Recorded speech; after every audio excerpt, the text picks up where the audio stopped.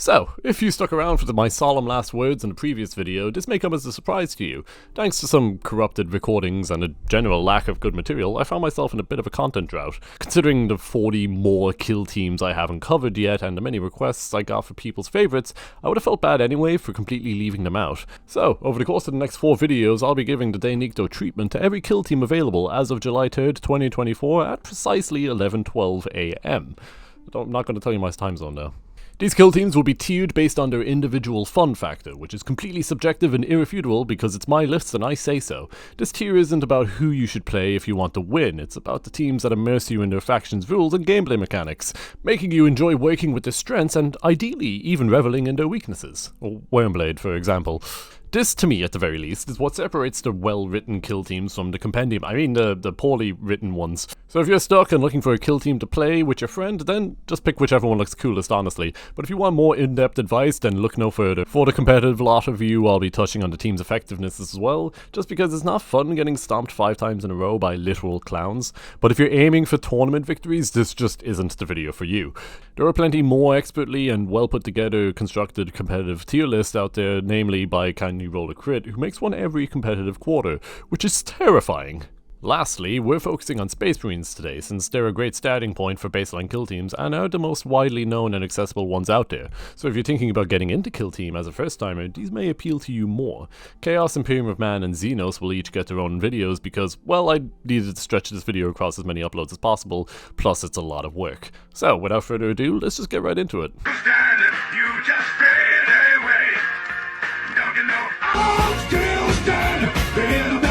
What better team to kick off the list with than the definitive Space Marine option, one of the most consistently performing kill teams in KT 2021. Intercession dropped with a free online rules set and requires only 6 Marines, so if you're scraping the bottom of the barrel for a kill team, you can get 6 painting tutorials at Warhammer Mortar and Pestle Swords and play using free legal rulebooks by GW. Keep in mind this is GW, if you've heard anyone talk about model prices, you've probably been off put already unless you make a 6-figure salary and work 10 hours a week.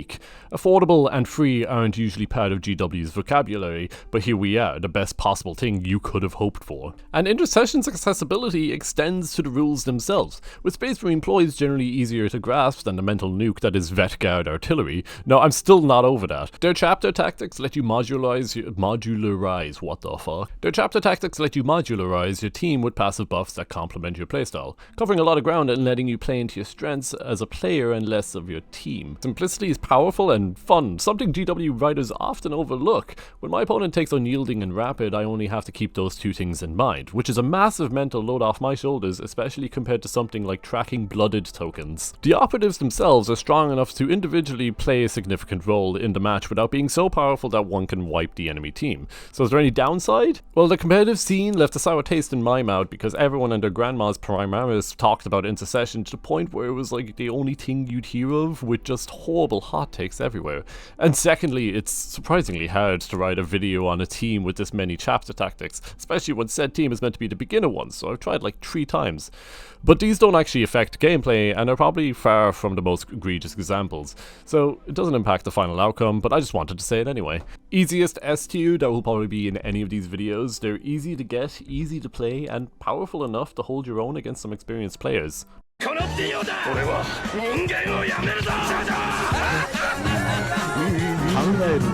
Ah, my banana boys, and my little JoJos, my strong strength fate builds with maidens tacked on.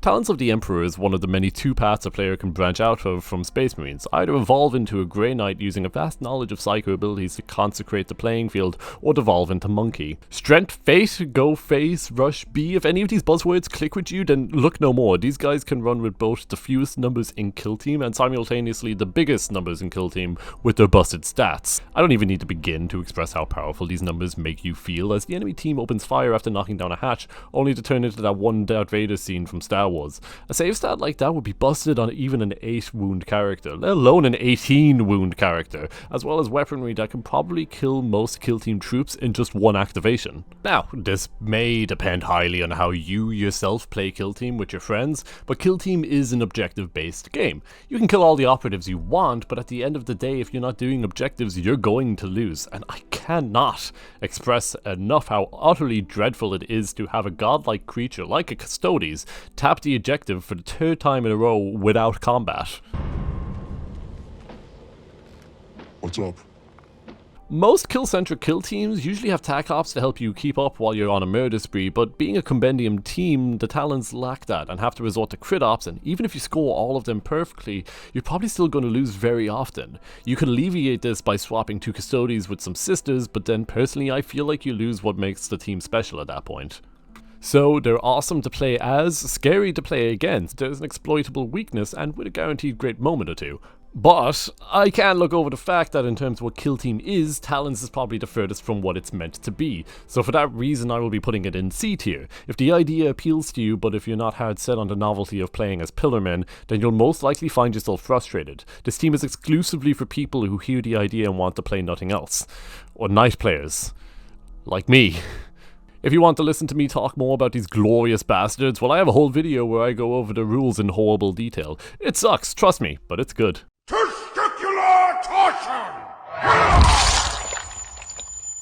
Grey Knights are the hardest part of kill team for me to look at, being one of my top 3 factions in all of Warhammer, possibly due to Space Paladins being badass as fuck. You can imagine the sheer force of just one, let alone an army, it just sucks. So much that a faction that relies on individual power of each soldier has such little in terms of rules, and what we do have might as well have just not been there because it's so shit. For some of the most impressive psychers in the galaxy, they're pretty fucking limited in what they can do. These powers inspire little to nothing in terms of creative thinking or planning. I feel like every turn I could pick any and the actions I could take would barely change. Most of their ploys are taken from the usual Space Marine ploys, but could they not even muster up one interesting thought when they wrote this? The amount of opportunity lost is completely dwarfed by what is written being absolute horse shit. And the operatives themselves have fine stats? I guess my eyes tend to just start droning whenever I try to read them for more than 3 seconds, so in my defense that's probably ADHD now that I think about it.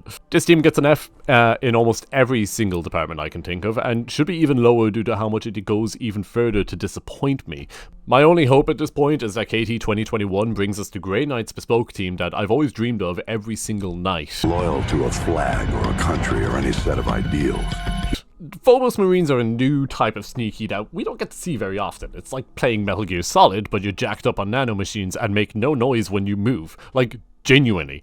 Imagine one of these 7-foot monstrosities sneaking up on you. The only reason you even notice them is the shadow they overcast onto you, and the fist overcasting your cerebral cortex. For the Emperor! Charge! And what I said about this being Metal Gear or even Splinter Cell at this point is true. You got a problem? Well then we've got a solution. We've been sending you fuckers into the field for eons and we know everything that can be thrown at us. Too many guys moving too fast? Omni-scramblers. Too unpredictable? Be unpredictable too with guerrilla warfare. Enemies doing objectives? Ha ha ha. Well how about some 0 AP terror, my brother?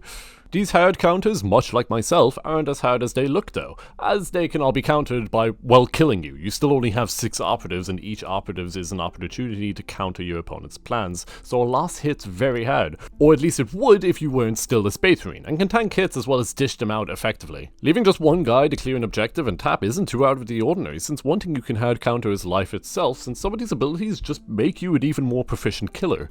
So that's what this kill team does. Give a bunch of guys a bunch of tools and make them strong enough to be able to debilitate the enemy and crush them while they crawl. The main downside is that 6 operative limit. While the 2 wounds difference between Phobos and regular Marines isn't a lot, I feel like they just don't have that much in terms of survivability. And any risky move with these guys can feel like a full Hail Mary, making hard meticulation necessary along with perfectionist attitude. This may sound anxiety-inducing, but that's the point. It is. You have the power to cave a cretin's skull in with your power fist, but you have a lot of risk with that, and minimizing the risk is your game plan. For that, I am putting this team in B tier. A clear game plan is always a joy, along with feeling powerful and not only from raw strength but smart planning and efficient use of equipment and abilities. However, the learning curve is not only steep but rough, which may be a me problem, but that could just be because the playstyle never really stuck with me. Though massive bonus points for Reavers looking cool as hell. No, German boy! Don't join the Black Templars! Oh mein Gott! Der Codex Astartes ist Ein Bunch of Bullscheiße! The Space Marine Compendium team has too much for me to explain, which is ironically enough for me to explain. There is a lot here, and I can't even remember 5% of it without referencing the rules book. This is perfectly acceptable as a Warhammer player, but as a kill team player, I just can't look at this rule set without feeling static take over my brain, and if there were parts of this rule sheet that I just haven't read at all, then I wouldn't even be surprised. The main appeal of Compendium Space Marines is the fact that it covers the entire basis of Space Marines. Does this mean that it's highly modular? No. You're restricted to a set list of operatives, so no matter what, it's always oops all infiltrators or oop all intercession. Oh wait. You just said each member of the team is chosen for their unique abilities. He does exactly what I do, but better. Yeah, there's a lot this kill team can do, but just not very well. And I'm not sure why you'd go out of your way to get the models for this unless you already have them. Though if you already have them, then that's exactly who the Compendium rulebook was made for. People who already have the models wanting to try our kill team, and if you do have models, should you play Compendium Space Marines? No, God no, just play Intercession. This one's going straight in E tier, because they do have a use if you're really dead set on using your specific models, specifically how they were meant to be. Shout out to Death Watch Fire Team, Death Watch being what I made my Leviathan box Marines into, but sadly, when I see their data cards, the static quickly starts speaking Latin. I don't even know where to start with you. I mean, do you even know who you're talking to? The Scout Squad are one of the most recent and highly anticipated bespoke teams for Warhammer players and kill team players alike, after having to deal with the horror that was the old Scout models, and Scouts were probably the most popular Compendium Space Marines option. So this is a big win since no one has to use those shitty stats or those shitty models anymore. And you may be wondering what's the appeal with these guys, and it is pretty much the same as Phobos Marines, except on crack. I hope at this point you've realized why it's so easy to rank and think about stock Space Marine kill teams. It's because any comparison comes down to how much you want to split your guys' stats into different bodies, Talons being on one end of the extreme and Scouts being on the other. Now, much like the Phobos, we get even more options than the Phobos, which I didn't even think was possible. Genuinely, I never looked at the rules before I started writing the notes on this video. Your ability lets you prep your setup against your opponent's setup, which is something that is hilariously counted by itself in mirror matches since both players usually end up doing the same thing.